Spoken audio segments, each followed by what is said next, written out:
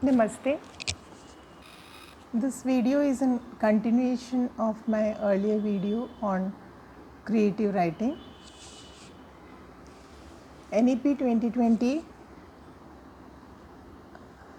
as we all know, the focus of NEP 2020 is to cultivate 21st century skills among the children, which are critical thinking, problem solving, creativity, digital literacy, etc.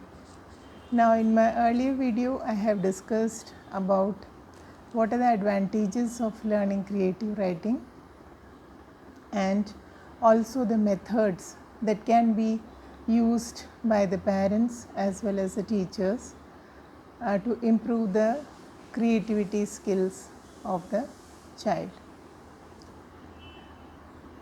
Learning, as we all know, should be holistic, integrated, enjoyable, and also engaging. In this regard, NEP 2020 gives a lot of focus on art integrated learning, that is, integrating art into our learning process. Now, most of the teachers are having little confusion, I should say, regarding what exactly is art integrated learning. There are actually two things: art education and art integrated learning. Art education is what used to happen earlier, like the learning of different forms of art. It can be drawing, painting, dance, drama, etc. And art integrated learning is actually incorporating art into the curriculum, into the subject learning, into the learning of the content or the subject in a manner so that the teaching becomes easier, the subject or the content is enjoyable and engaging for the student. So that is the difference between art education and art integrated learning. Now, there is also something called art integrated project. Now, when a child does an art integrated project, it is something that the child or the child does it himself or in a group when the content or the subject or the topic learning has already taken place. And art integrated learning is incorporating art into the teaching learning process. Now, how to integrate, the question arises, how to integrate art into the teaching learning process. As we all know, for a class to be effective, there has to be an introductory element. You can also call it a motivational element, you can call it an ice breaking element, and then there is something that the children do inside the class, an activity that the children do inside the class to understand the concept properly, and it can be used there also. Art can be integrated. Art can also be integrated in the assessment process, that is, after the lesson, the content learning or the content teaching has taken place, to see whether the children have understood, and to what level the children have understood, and how many have understood the concept. So, in that area also, in the assessment process also, art can be integrated. It can also be integrated at both the levels or all three levels, like introductory part or the proper transaction of the content between the teacher and the student, or at the level of assessment.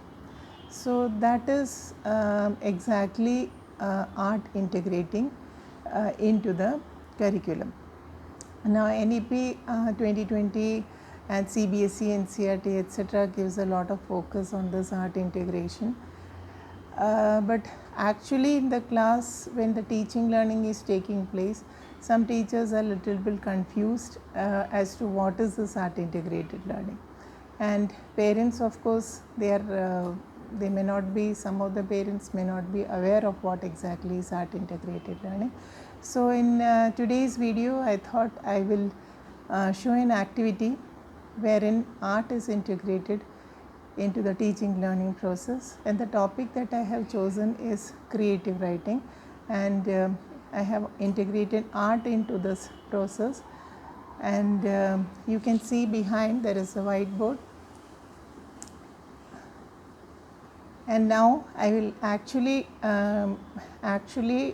tell how the activity has to be conducted.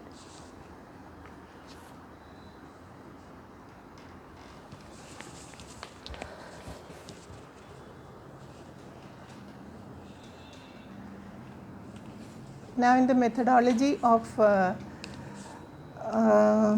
teaching, of how to go about teaching creative writing to the children, I had given one example of giving clever writing prompts to the children to help them to learn creative writing.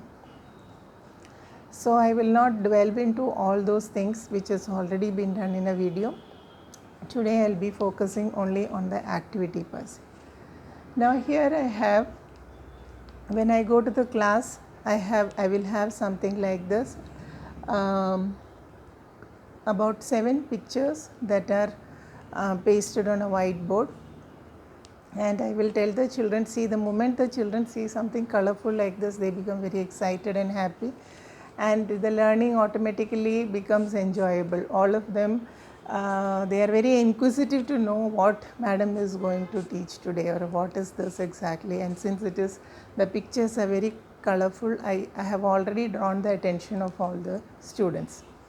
Now I will just tell them to observe this picture for some time, and then I will tell that I am going to tell you a story today. I will not tell the children that I am going to teach you creative writing or anything, but I will just tell them that I am going to tell a story today. And you see, there is a beautiful girl there, and I have named her Amrita. So today we have a guest visiting us, and her name is Amrita. Now Amrita is a very beautiful girl like you. If the children are in 4th standard, we can say the children are studied this. Amrita is also in class 4. If she is in class 3, you can say she is in class 3 or class 5 or any other class.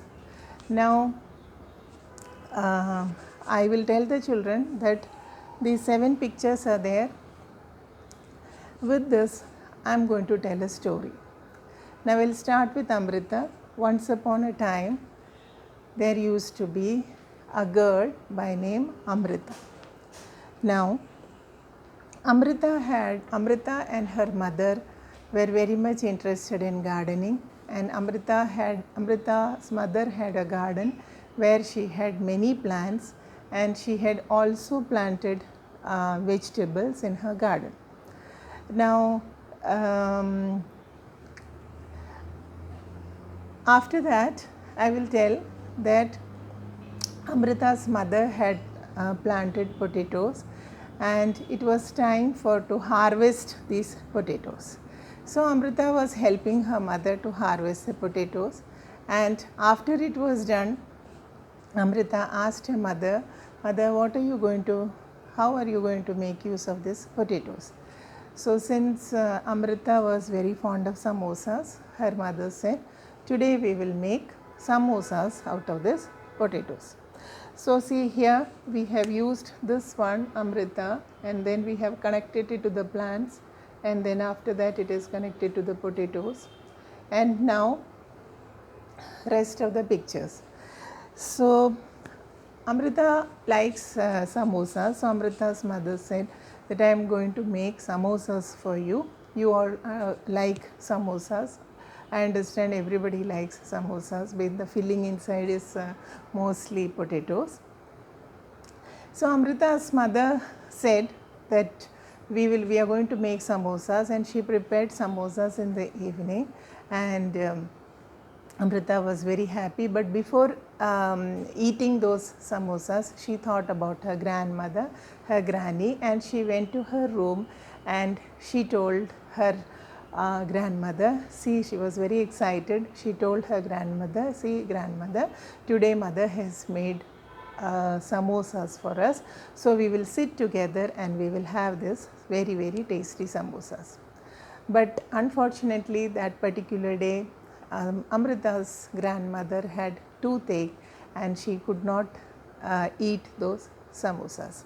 So I have connected this potatoes to the picture of the tooth here, and then after that Amrita's mother says, okay, I will take her to the doctor, to the dentist, and show see the problem. She is having the problem of toothache, so I will take her to the dentist. In the meanwhile, what you should do, you should eat your samosas and you should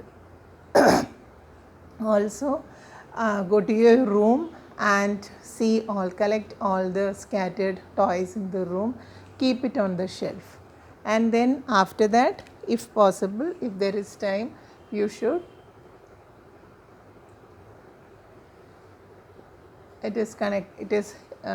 ask her to keep this on the shelves, and if you have time, you should also help in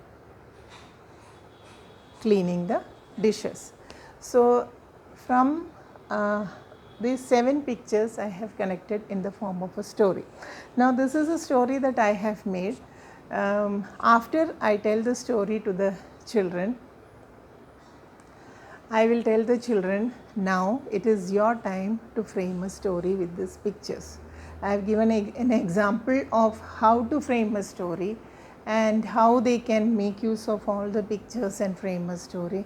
Now the next stage is to develop the creativity skill of the child. I will tell the children, either you can do it on your own, or you can sit together in groups so that there is collaboration between the students. You can sit together in groups and on a paper you can discuss and frame a story with all these 7 pictures.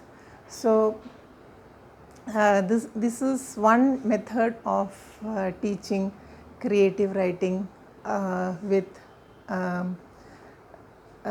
picture prompts. There are many other methods. This is one method which I follow in my classes, and I have found it to be very, very effective.